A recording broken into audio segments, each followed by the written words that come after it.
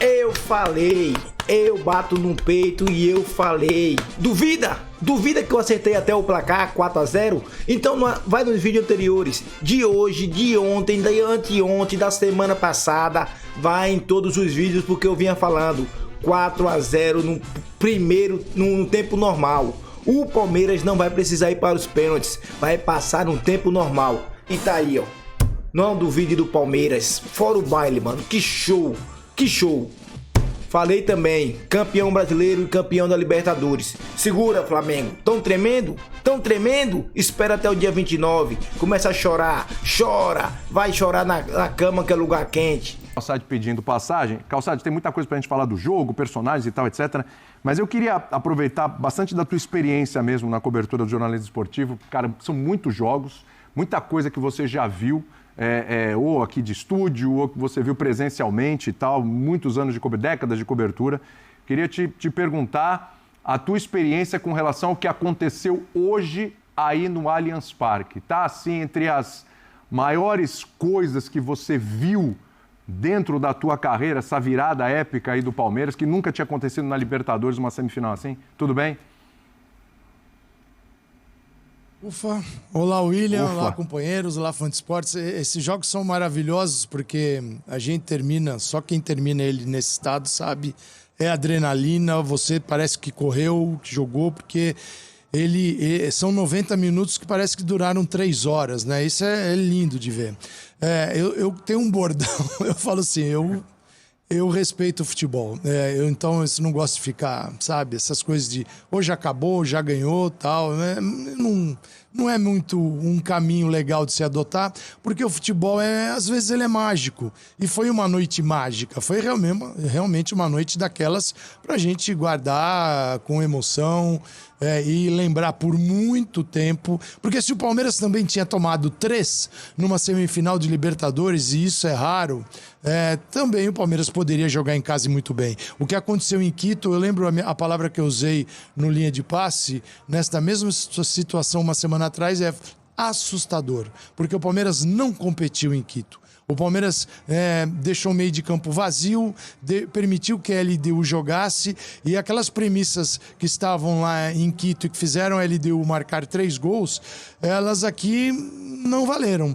E era um Palmeiras bem diferente, era um Palmeiras assim, foi uma obra perfeita do seu autor, o Abel Ferreira, né? O Piquerez jogando por dentro do meio de campo, quando necessário ele abria e caminhava pela lateral, mas ele era o apoio ao Andrés Pereira e ao Maurício, 3 jogadores no centro para tentar barrar um lado que era muito forte da LDU, com o Villamil, o Grueso, que hoje jogou um passinho atrás, porque ele atuou um pouco mais adiantado lá em Quito, voltou o Cornejo, mas o Palmeiras dominou.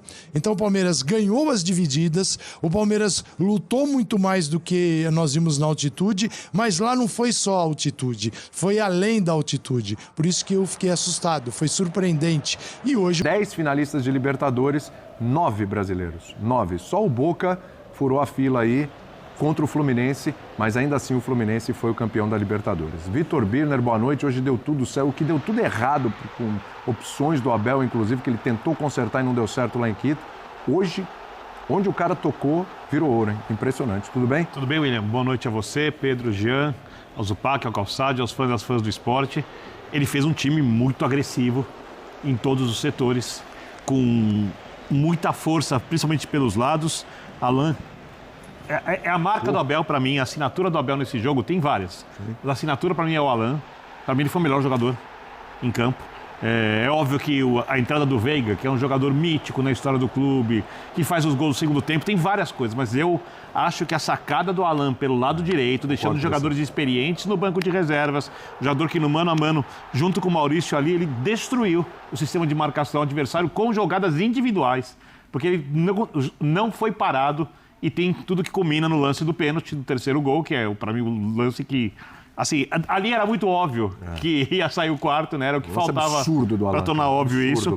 Do outro lado, com o Piquerez e o Sousa também, no lado esquerdo muito forte. O Andrés, entre eles, com muita facilidade, jogando com liberdade. E os zagueiros construindo. E a LDU entrou para jogar. Quando entrou para jogar, ela errou feio. Ela não tem como jogar com o Palmeiras. Com todo respeito, O Palmeiras não é o São Paulo do Casares, do Rigoni e do Crespo. O Palmeiras é um time competitivo, forte, intenso, acostumado a decisões. Não me espanta o resultado. Eu acho o resultado épico, histórico, mas olhando a força do Palmeiras, a gente falava disso na segunda-feira, eu achava plenamente possível virar. E o Palmeiras precisava fazer um jogo com a cara do Palmeiras. Um jogo com a cara do Palmeiras que vinha goleando no Campeonato Brasileiro, com exceção das últimas rodadas e em alguns momentos sendo avassalador. Hoje o Palmeiras subiu um degrau em relação àquilo. O mata-mata tirou ainda mais do time, tornou o time mais competitivo, com mais fome de vitória. E aí você olha em cada lance, primeiro gol, a reação dos jogadores, muito mais do que comemorar, coloca a bola no meio, segundo gol, terceiro gol dos Pedro, o Veiga pega a bola, coloca embaixo do braço, corre para o meio campo, ou seja, todo mundo ali sabia que ia dar. E a arquibancada foi junto e as coisas ficaram nos seus devidos lugares. Os dois melhores times do continente estão na final e essa final vai ser turbinada porque, além de a gente esperar a final, como normalmente acontece, entre hoje e a final, tem uma disputa do título do Campeonato Brasileiro e os dois estão lá na briga, vai ficar jogando fogo rodada após rodada nessa final. Que novembro vai ser esse, Zupac? Tudo bem? Boa noite. Tudo bem, companheiros. Um abraço a todos. Vai ser espetacular, como foi espetacular o jogo de hoje, como foi espetacular o jogo de ontem por outros motivos. Né? Então tivemos semifinais muito quentes por motivos diferentes. Teve um tom de heroísmo ontem também. Não, evidente que também teve. Um defendeu uma vantagem como precisava, o outro reverteu uma vantagem que parecia impossível, que era improvável, e os dois chegaram lá nessa final de Lima. Pegando um pouco do que cada um falou, para não ser repetitivo, mas o que eu queria destacar é que a gente é muito sintomático, é muito simbólico que essa virada tenha acontecido no dia em que a comissão técnica do Palmeiras comemora 5 anos à frente do clube. 5 anos, eu já disse isso brincando algumas vezes na programação, uma comissão técnica ficar 5 anos à frente de um clube brasileiro é tipo Ferguson no United, para os padrões da Inglaterra. É isso mesmo. Tipo 2 décadas. É tipo 2 décadas. Talvez é mais improvável uma comissão técnica ficar 5 anos aqui do que ficar década na Inglaterra. E é muito simbólico que isso que a gente viu hoje no Allianz tenha acontecido nesse dia, porque acho que uma grande marca desse trabalho do Abel, que já teve vários momentos épicos, você destacou esse talvez como o maior, a final de Montevidéu é outra, a arrancada do Brasileiro de O jogo contra o Botafogo é incrível. Sim, ali talvez fosse um feito mais improvável, porque você está perdendo por 3-0 no primeiro tempo. E um outro time que joga muita bola na casa dele. Mas a arrancada como um todo no Brasileiro de 23, e o que me chama a atenção, e hoje foi uma prova cabal disso, é que esses grandes momentos desse trabalho, eles vêm muito, não unicamente, mas muito pela interferência do Abel Ferreira. Tem as digitais do Abel Ferreira.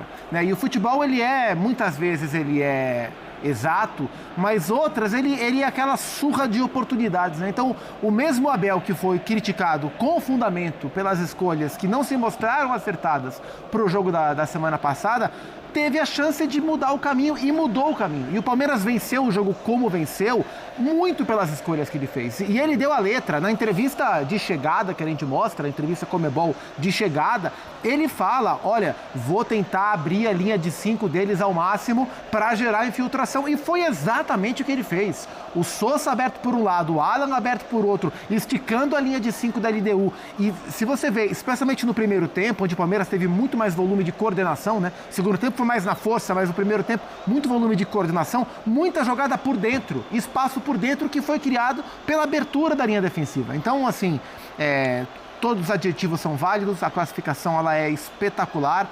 Essa, para mim, é a imagem. Eu fico tentando imaginar o que passa na cabeça do Abel, onde ele, mais uma vez, conseguiu cravar a digital dele no momento épico, incrível da história do Palmeiras. Nenhum jogador joga em mais alto nível o tempo todo. Claro. Às vezes você toma decisões para um jogo de futebol que podem até fazer sentido, mas que não vão surtir efeito. E a gente precisa entender isso. Eu sei que o torcedor tem todo o direito de ser emotivo e ficar pé da vida e xingar e tudo mais, mas assim, o que eu quero dizer é quando você tem profissionais com tantas qualidades, e aí eu estou englobando o elenco todo também, porque o perfil desses caras é um perfil que você não encontra em qualquer lugar, que não é o tempo todo que você monta um grupo desse jeito. Claro que o mérito é do Abel, até porque ele muda muito o grupo, né? Mudou especificamente muito nessa temporada, mas sempre fazia trocas que nem eram muitas vezes trocas por razões técnicas, Eram trocas para manter um time que tivesse o espírito que a gente viu hoje. Para manter um time que tivesse o espírito que a gente viu nos 4-3 com o Botafogo. Para manter um time que tivesse o espírito do que a torcida chama do time da virada. Eu acho que esse espírito, ele consegue muito por conta das escolhas das peças, dos jogadores. Porque o time é outro, né? O time é outro. Especialmente o desse ano, né? A reformulação, inclusive, foi motivo do time demorar para encaixar. E muda o time, muda o elenco, rejuvenesce o elenco. Palmeiras tem, acho que, o segundo time mais jovem da Série A, em média, e o perfil do time não muda. Exato. Então, essa é a questão, porque o time muda do ponto de vista técnico, você pode achar, muita gente acha que esse é o melhor elenco, e talvez seja, tecnicamente falando. Eu acho que sim.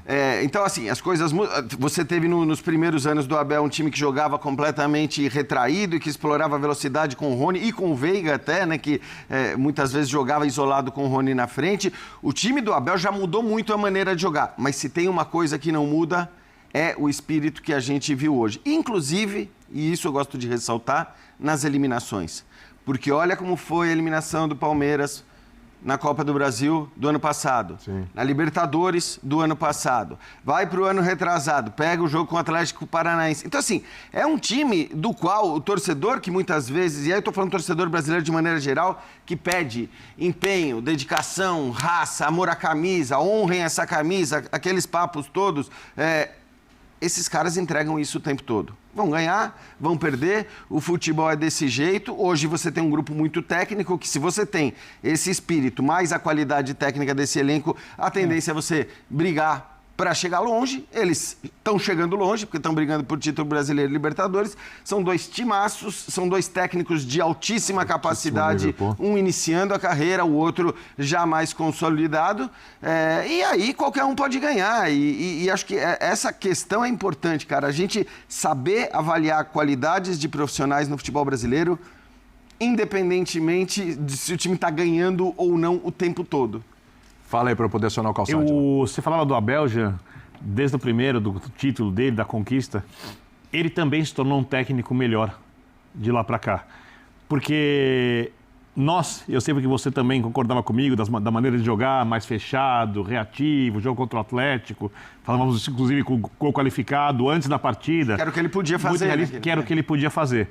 A partir do momento, quando ele começa a receber mais jogadores, ele tem dificuldade. Só que hoje, a dificuldade se transformou num jogo de alto nível. E tem mais um detalhe que eu acho que é muito importante. O Abel foi, até esse ano, um técnico muito conservador na manutenção do seu time, até quando não jogava bem, inclusive no mata-mata, como foi quando caiu a última vez na Libertadores para o Boca. Esse Abel é um Abel que entendeu que ele precisa, às vezes, privilegiar o momento do jogador em detrimento daquilo que ele tem feito rodada após rodada. Porque as mudanças que ele faz na escalação desse ano, a escalação classificou o Palmeiras, ele não teria feito no ano, por exemplo, que ele deixou o Endrick e todo mundo da virada do Campeonato Brasileiro no banco. Eu acho que o Abel é um cara que é uma coisa, assim, é natural, e aliás não é natural. É uma das maiores virtudes que qualquer ser humano pode ter em qualquer coisa na vida. No Mundial, aprender quando você se equivoca. No Mundial, o Alan, que eu acho que o grande case do jogo de hoje é o Alan. No Mundial, o Alan começa no banco, começa entrando muito bem.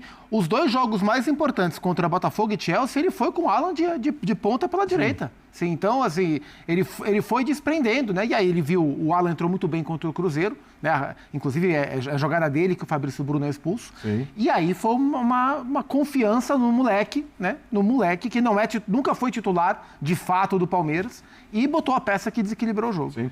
Antes de acionar o Calçade, a gente tem jogadores do Palmeiras aí na saída do gramado. Tem uma ordem aqui, tem vários deles falando. Tem o Piquerez, tem o Giai, tem o Andrés, tem o Veiga, tem o Vitor Roque, tem o Alan. Vamos colocando aí na ordem que aparecer. Vamos nessa.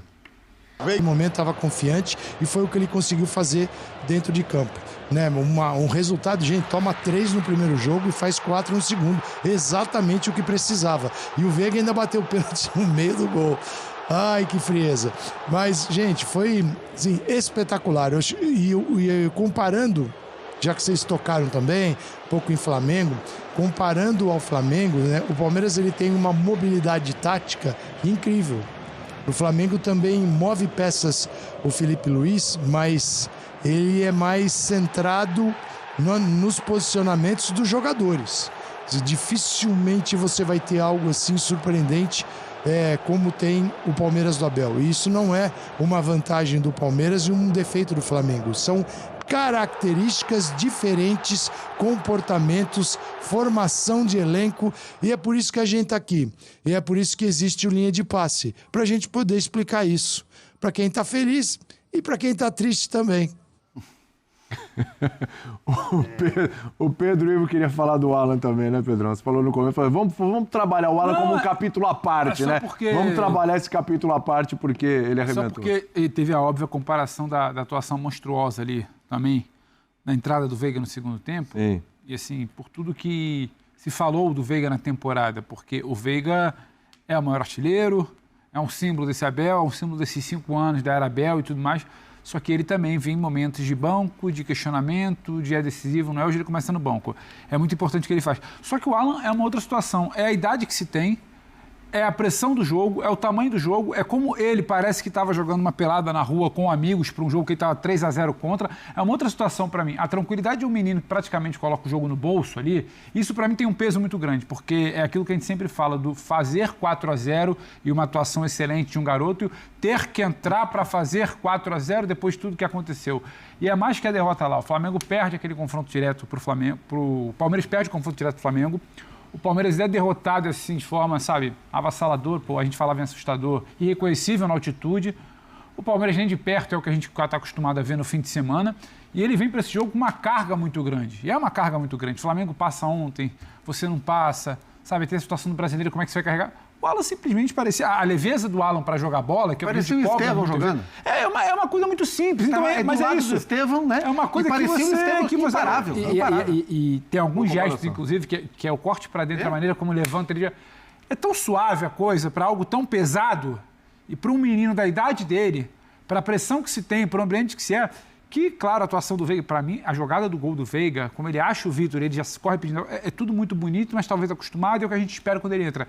Agora o Alan, isso para mim dá uma olhada diferente. São muitos carimbos. Inclusive, o choro do Abel no final do jogo, para mim é um carimbo de algo muito diferente. A gente não vê. Vou falar uma coisa. Quem assistiu o jogo viu.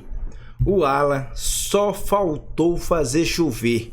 E se é que não tá chovendo lá agora. Se é que não tá chovendo agora no Allianz Parque. Porque o que esse menino jogou não tá escrito. Vai ser mais um que será vendido. Ano que vem será vendido. Próxima janela, porque esse cara joga muito. Joga demais. O Alan joga muito. E o Veiga, mano, calou minha boca. Vou ter que dar a mão à palmatória, porque hoje, mais cedo, eu falei que se o Veiga entrasse de titular, eu nem assistiria o jogo. Mas o homem, ainda bem que não entrou de titular. E o homem foi lá, teve coragem, teve... Displicência não é a palavra, mas, porra, bater um pênalti no meio daquele jeito, eu acho que é displicência mesmo. 3-0, faltando um gol para se classificar e o cara bate um pênalti no meio. Pelo amor de Deus. Palmeiras fez um jogaço. Que jogaço, mano. Eu tava tranquilo, porque eu falei pra vocês, porra. Eu falei pra vocês há mais de 3 meses atrás. O Palmeiras tá na final da Libertadores. O Palmeiras, assim que assumir a liderança, ninguém tira mais. E se tá duvidando da minha palavra, vai nos vídeos anteriores, de 1 ou 2 meses atrás, e vocês vão ver logo no início eu falando. Rapaziada, nunca duvide do Palmeiras. Representa com like. E ó, quero falar uma coisa, hein? Quero reconhecer uma coisa. Boa parte dessa imprensa estava falando. Se fosse outro time, era Deus. Podia entregar porque não passava. Mas como é o Palmeiras, tem tudo para acontecer. Então, reconhecer também a imprensa. Representa com like, rapaziada. Tamo junto. E fala, comenta o que achou dessa vitória magnífica, épica, classificação.